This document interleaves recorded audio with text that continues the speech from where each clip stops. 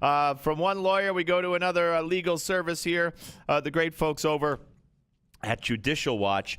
You know, it's interesting. I was at an event where I heard Congressman Trent Franks speak very eloquently about a variety of issues. And, one of the things I brought up to him was, you can't keep up. Your head spins. You're made to sound like you're crying wolf. You go from Benghazi. You go to the IRS scandal. You go to the Justice Department. You go to Fast and Furious. You go to it's just one thing after the other. And they just, they put it out there and they throw everything up against the wall and say, here, go ahead, criticize it. Take it. I dare you. And that's what we're up against. But Fast and Furious. And the Attorney General of the United States, and that's something we should not forget about. And Judicial Watch has not forgotten about it. Judicial Watch has sued over Fast and Furious, and what they are saying is a stonewall. They're looking for documents about the DOJ's legal fight over the the contempt of Congress citation against the Attorney General, which, is big stuff. Yet it's poo-pooed as a partisan act and meaningless by the media. Joining us now to talk about this is, I almost said Doug Collins, is Chris Farrell, Director of Research and Investigation at Judicial Watch. Hey, Chris, how are you? Great to be on with you. How you doing? Always good to talk to you. Okay, so explain to the folks what this part of the suit involves, and it's all related to Fast and Furious, but it's more related, I guess, directly to the contempt of court. Contempt of Congress vote and citation against Eric Holder as a result of Fast and Furious, correct? Exactly. We're going after Fast and Furious a couple of different ways, a couple of different prongs in the attack. One is, of course, we've asked for all the records and documents that they have refused to turn over and invoked executive privilege over. People have to remember that, invoking executive privilege figuratively drags 300 dead Mexicans into the Oval Office. All right, those are the number of Mexicans killed by guns associated with Fast and Furious.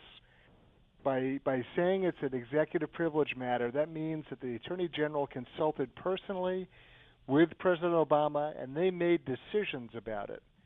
So all of the consequences that flow from the problems with Fast and Furious are now sitting in the Oval Office. You don't hear that anywhere else, as you've mentioned. Everyone's kind of asleep at the switch, like they've forgotten that Holder's been held in contempt of Congress. But that's an important kind of foundational thing to remember. There are 300 dead Mexicans, 1 dead Border Patrol agent, 1 dead deputy sheriff, and they're all tied directly into the Oval Office. That's the starting point. Go ahead, continue. This is just, it's almost inconceivable. And you, I think you phrased it in a way, quite possibly purposely, and that's fine, that should have the media and the left outraged. But again, they're not blinking. I couldn't agree with you more. So there's and this is their own choice, right? This isn't Judicial Watch or Steve Marlsberg trying to paint a picture the way they want to see it. They made the decision to invoke executive privilege concerning this matter. That's the position of the President of the United States and the Attorney General. That's their position. Right. So they've defined it that way, and no one seems to care. It's extraordinary. Nonetheless, so we're pursuing Fast and Furious because we want the actual records and documents that the Attorney General told Mr. Issa at the Committee on Oversight and Government Reform. He told them, drop dead. We're not going to give them to you. So we've sued for those. As a consequence of that, when the committee actually ended up suing the Attorney General, asking for the same records. Now, they were ordered. Well, I'm glad you said that. Not to interrupt, but I am. I love when I say not to interrupt or when someone says that, but they do. Now, I was going to say, you're suing for them.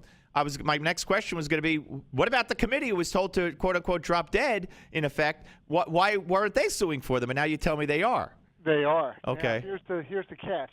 As part of that, the court ordered that the Attorney General and the committee engage in some sort of negotiations, that they were required to comply with a court order that directed them to arrive at some sort of a settlement. They said, look, before you advance the lawsuit, go off and mediate, have some kind of settlement, arrive at an answer.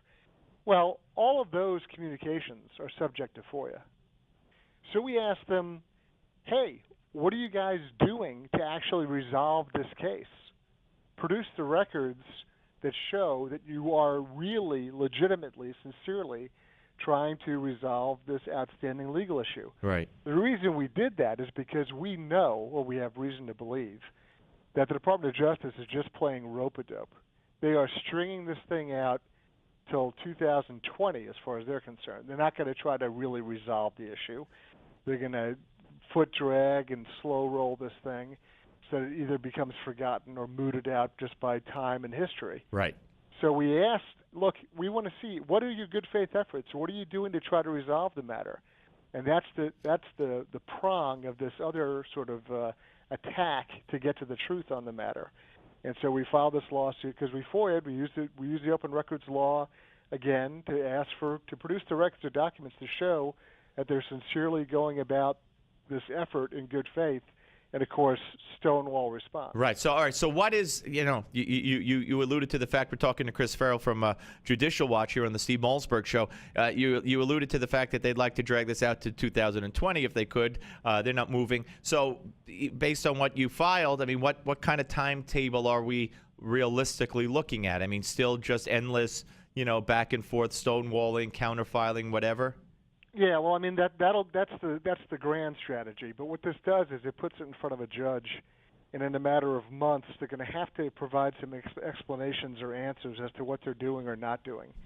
That adds an additional kind of pressure point, frankly, to their strategy. It makes it more difficult for them to slow walk this thing because we're going to be in front of a judge saying, "Hey, Your Honor, they're not even acting in good faith."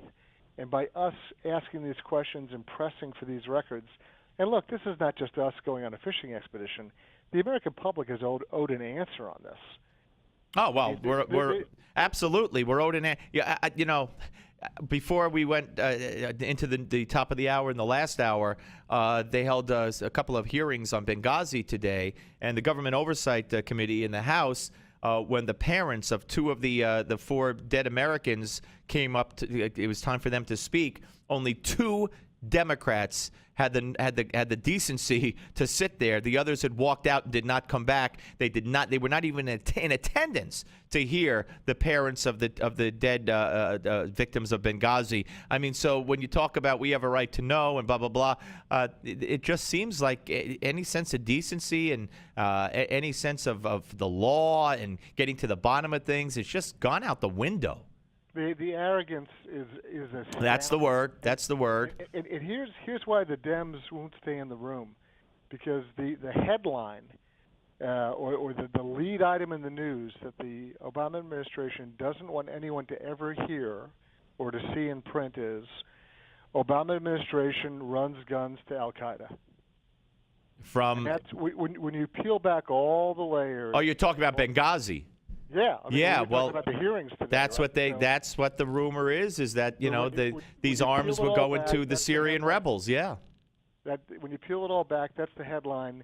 They don't want you to ever hear or see. Yeah. Well, we shall see. Well, listen. I wish you good luck with this. I give you an A for perseverance, and we need people like you and Judicial Watch to do this for the American public. So Thank you, so I'm glad you're doing it. Thank you. Thank you very much. All right, take care. Chris Farrell, ladies and gentlemen, Director of Research and Investigation at Judicial Watch. I'm Director of Research and Investigation on the Steve Malzberg Show, so we'll come back. You want to weigh in? We could open the phones up. We got a segment before anybody. Coming up, I should say, we're going to talk to, let me just say this. He calls himself Black Man with a Gun. That's who we're going to talk to at the bottom of the hour. Black Man with a Gun. And then we'll talk to our friend, actor Robert Davi. Yeah, Davi from Davi Sings Sinatra. And he's going to talk some politics and current events with us. And he is going to be in Vegas with Don Rickles, performing with Don Rickles. I mean, wow. Now, I had the pleasure of seeing Frank Sinatra and Don Rickles open for Sinatra at Radio City Music Hall, I don't know, the last time that Sinatra ever played Radio City Music Hall. But here's the next best thing. If you've ever heard Robert Davi sing Sinatra, you know that it's almost indistinguishable. I mean, he might not say that, but I'll say that. So anyway, if you're in Vegas or going to Vegas or you're looking for somewhere to go in the next weekend or so, we'll give you all the details and particulars of Robert Davi's performance out there. He's a great guy, unabashed conservative actor in Hollywood. And a good friend. So that's what's straight ahead. We also have some sound bites and some information for you. But if you want to weigh in on anything we've talked about, especially the Democrats walking out at this Benghazi hearing, it's just it's unbelievable. 855-777-9660, 855-777-9660 on the Steve Malzberg Show, Newsmax TV and radio. The Steve Malzberg Show.